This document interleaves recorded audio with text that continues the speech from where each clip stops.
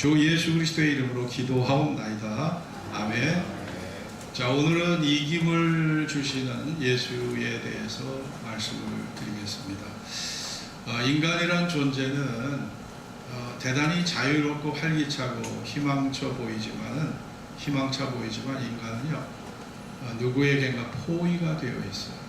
여러분이 나는 포위된 존재라고 느끼신 적이 있으신가요? 포위라는 것은 둘러싸여 있는 거예요. 내가 누구에게가 둘러싸여 있는데 여러분의 존재가 포위되어 있다라고 한 번이라도 느껴보신 분 손 들어보세요. 느껴보신 분 없죠? 네, 여러분이 포위라는 말을 잘 좀 개념을 좀 이해해 주셨으면 좋겠습니다. 우리가 죄악의 세상에 만연이 되어 있는 이 세상에 살다 보면 우리가 죄악의 유혹에 포위가 되어 있고 죄악의 물결에 포위가 되어 있어요. TV를 봐도 그렇고 스마트폰을 봐도 그렇고 유튜브를 봐도 그렇고 나에게 전혀 유익이 없는 너무나 비정상적이고 부정하고 또 때로는 더럽고 추한 것들, 그런 것이 너무 많죠. 그런 정보, 그런 문화 속에 내가 포위되어 있다. 그리고 우리는 문제 많은 세상을 살아가요. 아침에 눈을 뜨고 저녁 잠자리에 들 때까지 온갖 문제를 해결해야 돼요. 직장에서는 직무 수행을 잘 해야 되고 우리 나름대로 자기 책임을 감당해야 돼요. 인간은 문제 속에 포위되어 있어요. 온갖 문제 속에 포위되어 있습니다. 또 세상에는 두려운 일이 많아요. 놀랄 일이 많아요. 뉴스를 보면서 가슴이 철렁 내려앉는 일이 많습니다. 우리는 두려움에 휩싸여 있습니다. 불안에 포위되어 있죠. 그게 우리 모습이에요. 그리고 세상은요, 온갖 법에 인간은 묶여있는 존재입니다. 헌법이 있습니다. 그 밑에 법률이 있어요. 그 밑에 명령이 있습니다. 대통령령, 국무총리령이 있어요. 이게 명령입니다. 지방자치단체에는 조례가 있고 규례가 있어요. 규칙이 있습니다.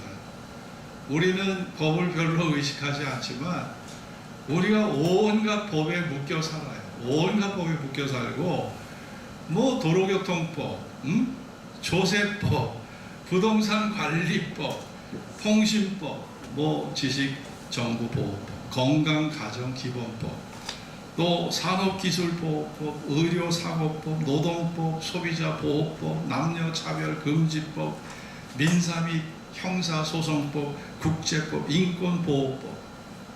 여러분, 나는 법을 의식하려고 하지 않지만 우리는 수백 수천 가지의 법에 둘러싸여 있다는 걸 아셔야 돼요. 여러분, 누군가가 민원을 제기하지 않으면 법은 다 잠재됩니다. 누군가가 민원을 제기하고 고소를 하면 그때부터 법이 딱 살아나요. 그 법이 나를 정죄하고 들어가요. 고소하고 들어갑니다. 우리가 의식을 못하지만 법이 나를요 애워싸고 있다는 걸 아셔야 돼요.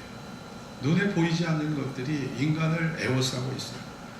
거기다가 온갖 질병 사고가 우리를 갖다가 애워싸고 있어. 네? 오늘도 수없는 사고, 수없는 질병으로 인해서 눈물 짓는 이웃들이 너무 많은 거예요. 그리고 모든 사람은 다 죽음을 피할 수가 없어. 죽음에 애워싸여 있어. 우리는요, 죽음을 부정하고 싶지만은 죽음에 애워싸여 있는 존재가 인간입니다. 그러니까 나는 인간으로서 매우 자유롭다고 생각해요. 매우 활기차고 희망찬 존재라고 생각하는데 우리 내면은 그렇지가 않은 거예요. 죄와 두려움에 묶여 있어요. 온갖 법과 문제에 묶여 살아요. 그리고 질병과 사고에 묶여 있어. 죽음에 묶여 있어. 우리가 그런 존재입니다. 그런 존재예요. 예수님은 요한복음 8장 34절에서 죄를 범하는 자마다 죄의 종이다. 죄를 범하는 자마다 이미 그 죄에 속박되어 있다. 죄의 종이라고 말씀하셨어요. 요한일서 2장 17절, 이 세상도 그 정욕도 지나가되 오직 하나님의 뜻을 행하는 이는 영원히 거하느니라. 오늘 고린도전서 15장 26절, 맨 나중에 멸망받을 원수가 사망이다. 여러분, 사망의 지배를 인간이 받고 있다는 거죠. 저희 친구 은근진 목사가 부인이 나이가 58년생이에요. 68세인데 이 곽영자 사모님이 지난 금요일날 뇌사 판정을 받았어요. 그래서 이제는 장례를 치러야 되는 상황인데 그동안 살려보려고 항암 치료도 받고 온갖 일을 다 했는데 저도 그분을 위해서 3일 금식을 3번을 했어요. 어떻게든지 살리게 해달라고 그렇게 기도를 한 사람인데 너무나 안타깝지만 살릴 수가 없는 거예요. 그래서 이제는 장례를 치러야 되는 그런 상황에 와 있어요. 자, 이 일은 비단 제 친구만의 개인적인 일이 아닙니다. 결국은 죽음이라는 것은 모든 자에게 임해요. 내가 아무리 그걸 부정하고 내가 그것을 갖다가 아무리 모른 채 해도 망각하고 부정하고 내가 체념하고 해도 모든 사람들이 당해야 될 보편적인 원리, 질서, 운명이 죽음입니다. 여러분 이거 부인할 수 있겠습니까? 예외가 없어요. 단 한 사람도 빠져나갈 수가 없어. 빠져나갈 수가 없어요. 우리가 톨스토이의 글을 보면 인생을 그가 비유하기를 인간은 무엇과 같으냐. 인생이라는 것은 그 들판에서 만난 들소떼. 이 들소는요, 들소는 초식동물 중에 유일하게 사자를 두려워하지 않아. 이 들소가 사자 두려워하지 않습니다. 들소 새끼를 사자가 잡아먹었다. 사자가 잡아먹었다. 그러면 복수하는 짐승이 들소야. 찾아가서 뿔로다가 들이받아. 사자를 들이받아요. 새끼들 다 밟아서 죽여버려. 야, 이게 들소예요. 들소 성격이 보통 아닙니다. 근데 사람이 나그네가 이 들소 때 습격을 받게 돼요. 수백 마리가 막 그냥 이렇게 달려오는데 이 사람이 도망을 갑니다. 걸어만 나서 하려고 도망가는데 그 허허벌판 들판에서 뭐가 있겠어요. 근데 뛰다 보니까 거기에 마른 웅덩이가 보여. 그래서 그 마른 웅덩이로 뛰어내려갑니다. 뛰어내려가는데 마침 웅덩이가 깊은데 중간에 나무가 하나 딱 있어. 그래서 그 나무를 갖다가 덜컥 잡은 거예요. 그래서 밑으로 떨어졌다면 낙상사고를 입는데 나무를 딱 잡고 나무까지 버텨서 이렇게 이제 하고 있는데 위로는 콧김을 내뿜으며 들소가 야 빨리 올라와 너 죽여버릴 거야 하고 이러고 있어요. 근데 이렇게 나그네 내려보니까 밑에 이 웅덩이가 뱀의 소굴이야. 뱀들이 입을 딱 벌리면서 야 너 어서 떨어져 우리가 너 잡아먹을 거야 이러고 있어요.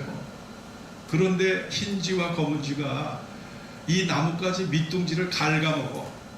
갉아먹고 있어. 그러니 이 사람은 지금 완전히 진퇴양난 위기 속에 있는 거예요. 그런 상황에서 가만히 보니까 저 나무 끝에 벌들이 집을 지어놨는데 이 벌들 집에서 꿀이 똑똑 떨어져. 그러니까 이 나그네가 한쪽을 나무에 지탱하고 한 손을 벌려서 팔을 벌려서 그 꿀을 찍어 먹어. 혀에다 찍어 먹어. 야, 이게 인생이라는 거예요. 무슨 얘기인지 여러분 이해가 가시죠? 들소라는 것은 톨스토이가 비유한 것은 환난과 시련이 들소예요. 독사는 죽음을 상징합니다. 흰쥐와 검은쥐는 밤낮을 뜻해요. 그리고 꿀이라는 것은 우리가 순간적인 육체의 쾌락, 먹는 거, 보는 거, 여행의 즐거움, 이게 다 꿀이야. 그 꿀을 먹고 우리는 나의 지금 위기 상황을 몰라. 내가 어떤 위치에 내가 처해 있는지 나의 위기 상황을 스스로가 몰라. 그리고 사는 존재가 인간이라는 거죠.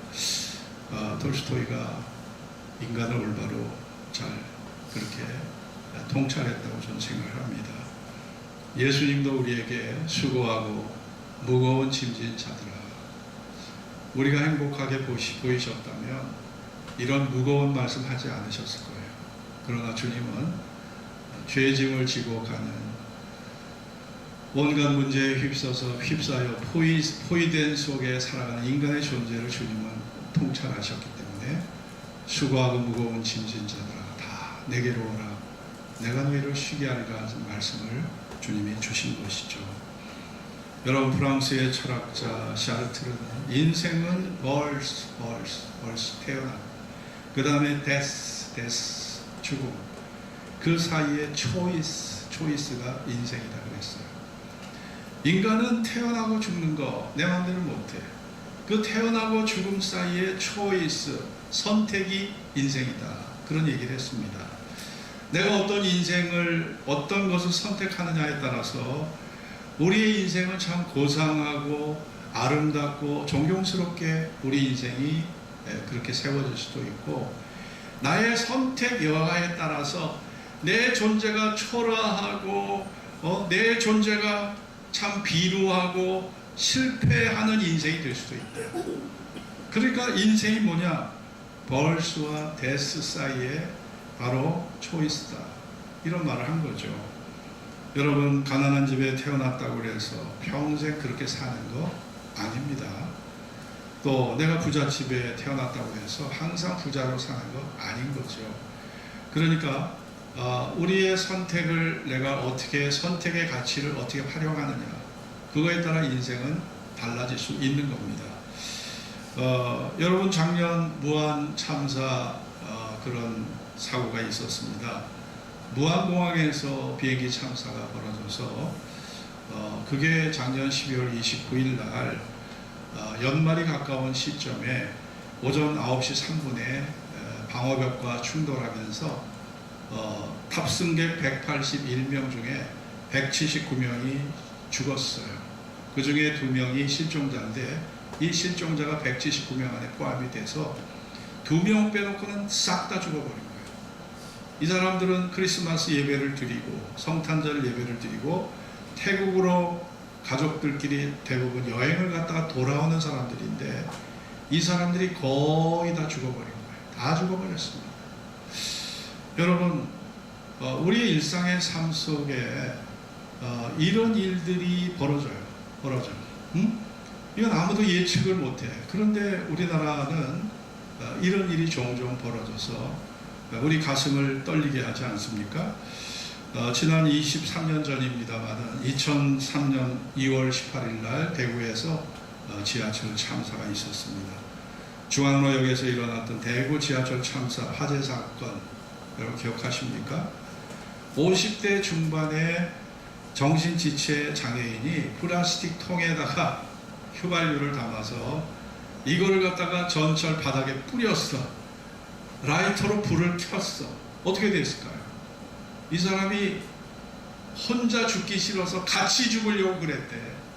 혼자 죽기 싫어서 같이 죽으려고. 여러분, 이 사고로 12량의 열차가 뼈대만 남고 다 녹아버렸습니다. 지하철역 천장 벽에 설치된 환풍기, 철길, 바깥쪽 지붕들도 다 녹아버렸어요. 지하철역 구내에는 순식간에 아수라장이 됐습니다. 이 사고로 몇 명이 죽었을까요? 192명이 죽었습니다. 그리고 148명의 중화상자가 거기에서 나온 거예요. 여러분, 박모라는 여인은 이 전철에 탔는데 이 여자가 40대 초반입니다. 1년 전에 남편이 심장마비로 죽어버렸어. 새 아이를 건사해야 되는 이 주부요 어머니입니다. 음식점에 다니면서 알바를 합니다. 학교 식당에서 주방 일을 합니다. 예? 이러면서 투잡을 뛰어요. 열심히 사는 여자인데 세 자녀를 위해 열심히 살고 있는 여인이 그 비극의 주인공이 된 거예요. 이 박 여인은 친정어머니한테 전화를 했습니다. 어머니, 지하철에 불 났습니다. 난리라에 뭐하노? 빨리 나오라. 그러니 어머니 못 나갈 것 같아. 저 죽지 싶어. 어머니 애들 좀 잘 키워줘 있어. 이게 그녀의 박여인의 마지막 말이었습니다. 8살 난 딸 수미와 6살 난 딸 남영이와 4살 난 아들 동욱이 3남매 남기고 이 40대 초반의 여자가 지하철 참사로 죽은 거예요. 또 반대로 열차 속에는 어느 엄마가 딸과 통화를 합니다. 미나야, 엄마 전철 탔는데 큰일 났다. 사고가 났구나. 엄마, 그러면 문 열고 나가면 되잖아. 아니야. 정전 때문에 앞이 캄캄해. 아무것도 안 보여. 숨을 쉬기가 어렵구나. 이게 마지막 통화예요. 응? 영진 전문대를 다니던 20대 여성 이선영이라는 여자가 있습니다. 어머니 장계순 씨와 통화를 합니다. 엄마, 지하철에 불이 났어. 영아야, 정신 차려. 엄마, 숨을 쉴 수가 없어. 그게 마지막 통화입니다. 그게 마지막 통화예요. 응? 그리고 피아노 레슨을 받기 위해 집을 나섰다가 참변을 당한 경북여고 2학년 이미영이라는 자매가 있어요. 응? 비명소리와 함께 주위에서 들리는 울먹이는 그런 수없는 소리 속에서 아버지하고 통화합니다. 아빠, 구해주세요. 문이 안 열려요. 그러면서 이 딸도 그냥 가버린 거예요. 여러분, 이 사람들은 다 출근하고 학교 가고 피아노 학원 가고 일상의 삶을 살다가 갑작스럽게 변을 당한 거죠. 그런데 이처럼 예고도 없이 죽음이라는 것은요, 갑작스럽게 다가온다는 거예요. 죽음은 예측이 안 됩니다. 죽음이 예측. 목사님 그런 말 하지 마세요. 설교하면서 왜 우리한테 겁줍니까? 나는 행운하라. 나는 그런 일 없어요. 절대 없습니다. 여러분 그렇게 스스로 믿으실 분도 계시겠지만, 그러나 여러분이 온갖 불안과 재앙, 불행과 재앙과 사고를 다 벗어난다 할지라도 자연사는 어떻게 할 거예요? 자연사. 여러분에게 다가오는 자연사 어떻게 할 거예요? 그 자연사도 피해갈 수 있을까요? 피해갈 수 없습니다. 그래서 우리는요, 죽음을 갖다가 도피한다고 해서 죽음의 문제가 해결되는 게 아니에요. 이 문제를 심각하게 받아들이고 해결책을 찾아야 되는 겁니다. 하나님께서 우리에게 해결책을 찾도록 우리에게 깨달음을 주시고 통찰력을 주시고 이런 온갖 사건과 사고들을 통해서 뭔가 우리가 깨달음을 받기를 하나님은 원하시는 거죠. 여러분, 예수님께서 요한복음 8장 24절에 우리에게 아주 중요한 말씀하셨습니다. 이러므로 내가 너희에게 말하기를 너희가 너희 죄 가운데서 죽으리라. 너희가 너희 죄 가운데서 죽으리라. 너희가 만일 내가 그인 줄, 하나님이 보내신 메시아인 줄을 모른다면 너희 죄 가운데서 죽게 될 것이다. 예수님의 이 말씀을 깊이 우리가 관찰해 보면 인간이 멸망하고 지옥에 떨어지는 것이 죄를 지어서가 아니라는 거예요. 죄를 지어서가 아니라 그 죄 문제를 해결해 주시는 예수를 믿지 않았기 때문에 지옥에 떨어진다는 그 의미가 이 속에 숨어 있는 겁니다. 죄 때문에 죽는 게 아니라는 거예요. 우리가 충분히 죄의 문제를 해결해 주시는 예수님을 믿으면 되는데 그 믿음을 갖지 못해서 우리가 멸망에 처해진다는 그런 의미인 것입니다. 여러분, 하나님은 공의의 하나님이시고 동시에 하나님은 사랑의 하나님이세요. 하나님은 공의의 하나님이시기 때문에 우리의 죄값을 그 아들에게 다 뒤집어 씌웠어요. 다 뒤집어 씌워서 예수님으로 하여금 대리적인 죽음을 죽게 하셨고 대리적인 고통을 받게 하셨습니다. 예수님의 죽음은 대리적인 죽음이에요. 자신의 죄 때문에 죽은 게 아닙니다. 공의의 하나님은 그에게 인간의 죄를 물으셨어요.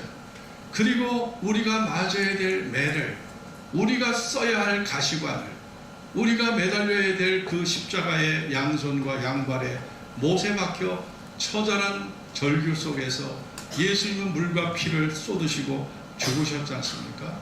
하나님의 공의를 예수님이 그대로 다 받으신 거예요. 그리고 3일 동안 지옥의 고통을 맛보셨어요. 지옥에 강화하셨어요. 지옥의 고통을 맛보셨어요.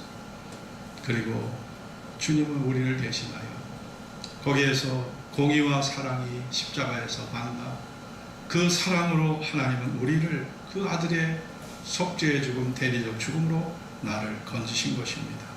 시편 128편 7절에 보면 우리 혼이 새가 사냥꾼의 올무에서 벗어난 같이 되었나니 올무가 끊어짐으로 우리가 벗어났도다. 따라해 봅시다. 올무가 끊어짐으로 우리가 벗어났도다. 여러분, 예수님은 우리에게 예수님의 속죄의 죽음이 우리에게 죄의 올무를 벗어나도록, 죄의 올무가 끊어지도록, 죄의 올무가 끊어지고 율법의 올무가 끊어지고 죽음의 올무가 끊어지고 심판의 올무가 끊어지도록 예수님의 속죄의 죽음이 사냥꾼의 올무에서 나를 건져 주신 것입니다. 믿습니까? 그것이 십자가 사건의 의미인 거예요. 예수님의 십자가의 희생의 죽음이 사냥꾼의 올무에서 나를 건져 주신 겁니다. 내 존재는 자유인이다, 희망차고 활기찬 인생을 산다고 하지만 영적으로 볼 때 여러분은 애워싸임을 당하고 있고요. 여러분은 포위된 존재고 여러분의 존재는 꽁꽁 묶여 있다는 것을 여러분 아셔야 됩니다. 여러분에게 자유가 있습니까? 여러분, 우리의 자유는 예수 안에서만 자유를 얻을 수 있는 거예요. 그래서 여러분, 하나님께서 그 아들을 보내요. 그 아들을 통해서 우리에게 이런 영원한 생명을 우리에게 허락하신 것입니다. 누구든지 예수를 믿기만 해도 멸망하지 않고 영생을 얻는, 이것이 하나님이 우리에게 주신 놀라운 선물이고 놀라운 약속입니다. 저희 교회를 예전에 다녔던 이 마정민 집사님이라는 분이 계셔요. 여러분 기억하시겠지만 그분의 남편이 이제 김정석 씨인데 이름을 밝혀서 좀 죄송합니다만 좋은 일이니까 말씀을 드립니다. 이 김정석 씨가 부인은 열심히 교회를 다니는데 남편은 교회를 안 다녀요. 안 다니고 네, 너나 다녀와. 그러면서 이제 부인을 신앙생활하는 거 방해는 안 했는데, 근데 부인이 남편을 위해서 얼마나 많이 기도했겠습니까? 기도하는데도 남편이 돌아올 기미가 없어.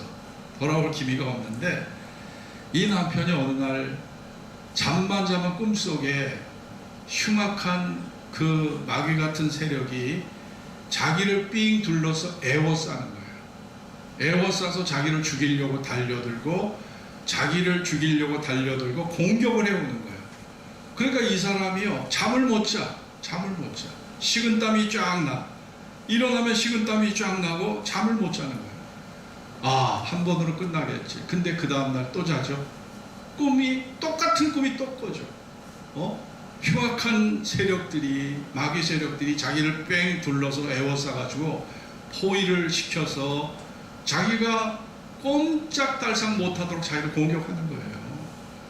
그러니까 이 사람이 무서워서 잠을 못 자. 불면증에 걸린 거예요. 그런 가운데 이제 부인이, 이 마집사님이라는 분이, 여보, 당신 믿져야 본전이니까 교회 가자. 교회 가서 예배 한번 드리자. 그리고 이 사람이 남편 손을 붙잡고 어느 날 이 부인이 같이 예배를 드렸어요. 부인이 같이 예배를 드렸는데, 야, 하나님이요, 그날 예배 드리고 난 그날부터 잠을 자는데 자기를 애워쌌던 그 흉악한 결박이 싹 사라져버린 거예요. 싹 사라져버리고 그날부터 평안한 잠을 자게 된 거예요. 그래서 이 사람이 그런 증거를 갖고 우리 교회에서 세례를 받았어요. 저에게 세례를 받고 믿음의 사람으로 변해서 같이 부부가 잘 믿는 그런 믿음의 가정이 됐거든요. 그래서 제가 여러분에게 팁을 드리자면, 여러분 믿지 않는 남편, 믿지 않는 남편, 믿지 않는 자녀 어떻게 하겠어요? 믿지 않는 부모들, 내가 10년, 20년을 넘게 기도해 왔지만 아무 변화도 없고 믿을 조짐도 없고 얘기를 해도 다 그냥 공허한 메아리고 아무 변화가 없는 그냥 평행선의 관계인데, 여러분 정말 이 마정민 집사님의 남편이 겪은 그 악몽이라도 꾸게 기도하세요. 미안한 일이지만 그 악몽이라도 꿔서 그 사람이 교회에 와서 예수의 사랑과 은혜를 발견하고 그런 꿈이 사라져 버린다면 그것이 그에게 전도의 기회가 될 수 있다고 저는 생각합니다. 그렇게라도 기도하시라고요. 그렇게라도. 여러분 그렇게 하실 수 있죠? 그건 할 수 있잖아요. 그렇게 악몽을 꿔서라도 교회 와서 변화받을 수 있다면 그렇게 해서라도 예수를 믿어야 되는 거예요. 왜냐? 여러분 하나님이 천국과 지옥을 준비해 놓으시고 우리에게 그 아들을 믿기만 하면 구원을 하신다고 하는데 그 믿음마저 갖지 못한다면 여러분 어찌하겠습니까? 죽음 이후를 어찌하겠냐고요. 예수님의 또 다른 이름이 있습니다. 예수님의 또 다른 별명이 있어요. 그게 뭘까요? 따라해 봅시다. 예수님은 죽음과 싸워 이기신 분이다. 예수님은 죽음과 싸워 이기신 분이에요. 자, 오늘 이 본문 같이 읽겠습니다. 우리 주 시작. 우리 주 예수 그리스도로 말미암아 우리에게 이김을 주시는 하나님께 감사합니다. 우리 주 예수 그리스도로 말미암아 우리에게 이김을 주신다. 이김을 주신다. 죄와 죽음의 결박에서 우리를 벗어나게 하시고 이김을 주신다는 거예요. 알렉산더도 징기즈칸도 진시황도 천하를 통일한 진시황도 여러분 세상을 정복했지만 자기에게 다가오는 죽음만큼은 이기지 못하고 그 죽음의 지배를 받았습니다. 그 죽음에 삼킴 바 되었어요. 여러분 죽음을 이기지 못한 자에게 여러분의 죽음의 문제에 맡길 수 있나 한번 깊이 생각해 보십시오. 아니 죽음의 문제를 해결하지도 못하고 죽음을 이겨보지도 못한 사람에게 여러분이 죽음의 문제, 내 존재의 죽음의 문제를 맡길 수 있겠나? 예? 여러분 석가모니가 죽음을 이겼나요? 석가모니가? 소크라테스가 죽음을 이겼나요? 칸트가? 해결이? 누가 이겼습니까? 버틀란트 러셀이 이겼습니까? 도대체 누가 죽음을 이겼습니까? 여러분이 여러분의 죽음의 문제, 여러분이 죽음의 문제를 위탁하려면 죽음을 이기신 분에게 이 죽음의 문제를 위탁해야 되는 거예요.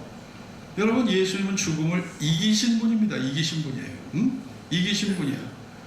예수님께서 자신이 죽음을 다스리고 생명을 다스리는 분임을 알도록 하기 위해서 그래서 나사로를 살리신 거예요. 나사로가 죽었다는 걸 아시고 주님은 더 기다리셨어. 더 지체하셨어. 송장 썩은 내가 나도록 기다리셨습니다. 성경을 보면. 그래서 나사로가 죽은 지가 며칠이 됐어? 나흘이 됐어. 나흘, 4일이 지났어. 요즘은 다 냉동고로 들어가. 냉장고로 들어가니까 썩은 냄새가 진동하지 않지만 예전에는요 다 집에서 장례 치렀잖아요. 집에서 그 장례 치르고 상가를 알리는 등불 다 켜놓고 기억나시죠 여러분? 그러고 했는데 여러분 여름에 3일만 지나죠? 송장 썩은데 그냥 코를 막고 있어야 돼. 코 막고 있어야 돼요. 그게 옛날 우리가 겪었던 일이야. 여러분 송장 썩은데 어떤 건지 아시잖아요 여러분. 근데 죽은 지가 나흘 된 나사로 송장 썩은 데가 나. 이미 나흘이 지나니까 굴에다가 집어넣는데도 송장 썩은 데가 나는 거예요. 나사로를 오라비로 섬겼던 마르다가 웁니다. 오빠 하면서 울어요. 그런데 그때 마르다를 향해 주님이 하신 말씀이 따라해 봅시다. 나는 부활이요 생명이니 나를 믿는 자는 죽어도 살겠고 무릇 살아서 나를 믿는 자는 영원히 죽지 아니하리니 이것을 내가 믿느냐. 야, 주님이 하신 말씀이 그거예요. 그리고 나사로야 나오라 했을 때 나사로가 나왔어요. 배를 동이고 나왔어요. 배를 동이고 나와서 그 썩은 내가 났던 송장 썩은 내가 났던 나사로가 살아났습니다. 예수님은 이런 능력을 죽음을 다스리고 생명을 다스리는 능력을 사람들한테 직접 보여주시면서 예수님이 생명의 실력자라는 걸 보여주신 거죠. 자, 따라해 봅시다. 내가 믿으면 하나님의 영광을 보리라. 여러분 누구에게 영광이 있습니까? 내가 믿으면 믿음이 우리에게 영광을 가져오는 거예요. 믿음이 나에게 구원의 영광을 가져와요. 생명의 영광을 가져와요. 그 믿음이 나에게 천국의 영광을 갖다 주는 겁니다. 여러분이 나를 위해 죽으신 예수, 나를 위하여 대리적인 죽음을 죽으신 우리의 속죄양이 되신 예수를 믿기만 하면 그 믿음이 여러분에게 영광을 갖다 준다고 믿습니다. 여러분이 기도 응답을 100만 번을 받아도 여러분이 마지막 날 구원을 받지 못한다면 그 기도 응답은 다 공허한 메아리가 되는 거죠. 우리에게 가장 중요한 최후의 결론은 구원의 완성이 되어야 됩니다. 여러분이 믿으면 하나님의 영광을 보는 거예요. 그 믿음을 여러분이 끝까지 지키면서 여러분이 일상의 삶 속에 나는 불행한 사고, 불행한 일이 없기를 우리 모두가 바라고 살아가지만 우리는 온갖 것에 둘러싸여 포위된 존재라는 사실을 여러분 잊으시면 안 됩니다.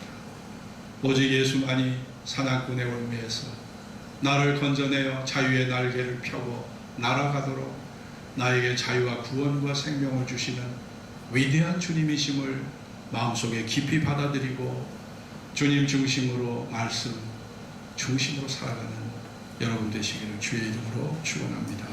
기도하겠습니다.